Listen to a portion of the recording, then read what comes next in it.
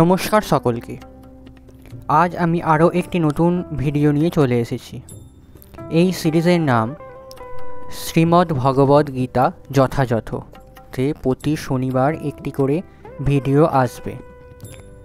এই সিরিজে আমি আপনাদের বলবো শ্রীমদ্ ভগবদ্ গীতার প্রত্যেকটি শ্লোক এবং তার বাংলা অর্থ ও তর্জমা। শ্রীমদ্ ভগবদ্ গীতার দ্বিতীয় অধ্যায় সাংখ্যযোগের শ্লোক নাম্বার 35 থেকে 37।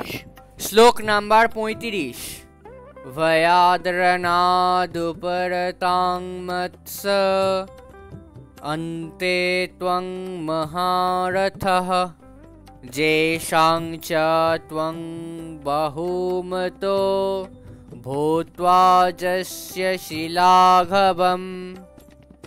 অনুবাদ: যে সমস্ত মহারথীরা তোমার নাম ও যশের জন্য উচ্চ ধারণা পোষণ করে, তারাই তুমি ভয়বশত যুদ্ধক্ষেত্র পরিত্যাগ করছো বলে মনে করবে এবং তাই তোমাকে তুচ্ছ জ্ঞান করবে।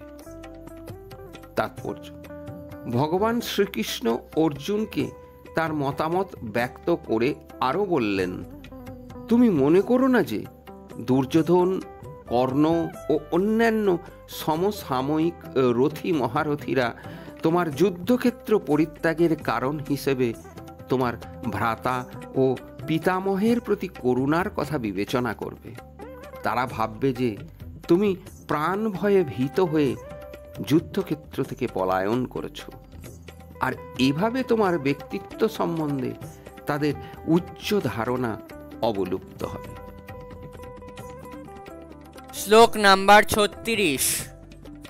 অবচ্চ বদংশ্চ বাহুন বদিষ্যন্তি তবাহিতঃ নিন্দনস্তব সামর্থ্যং ততো দুঃখ তরঙ্গিকুম।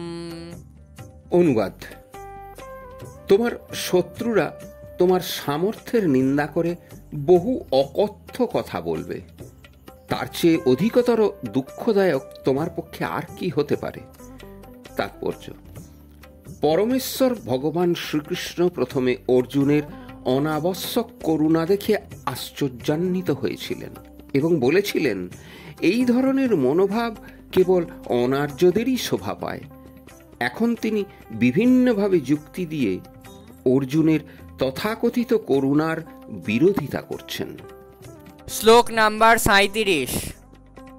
হতো বাপস্য শেষর্গং জেত্বা বা ভগ্যসীমহিম তস্মাদুতিষ্ঠ কৌন্তেয় যোদ্ধায় কৃতং নিশ্চয়ঃ।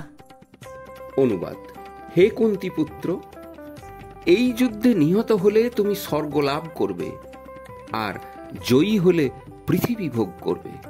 অতএব যুদ্ধের জন্য দৃঢ় সংকল্প হয়ে উত্থিত হও। তাৎপর্য: যুদ্ধে এমনকি অর্জুনের জয় সুনিশ্চিত না থাকলেও তাকে যুদ্ধ করতেই হতো। সেই যুদ্ধক্ষেত্রে নিহত হলেও তিনি স্বর্গলোকে উন্নীত হতে পারবেন। আজ এই পর্যন্তই। ভিডিওটা কেমন লাগলো অবশ্যই কমেন্ট করে জানাবেন। ভিডিওটা ভালো লাগলে চ্যানেলটা সাবস্ক্রাইব করবেন, পাশে থাকা বেল আইকনটি প্রেস করে দেবেন, লাইক, কমেন্ট এবং শেয়ার করবেন। সম্পূর্ণ ভিডিওটি দেখার জন্য অসংখ্য ধন্যবাদ।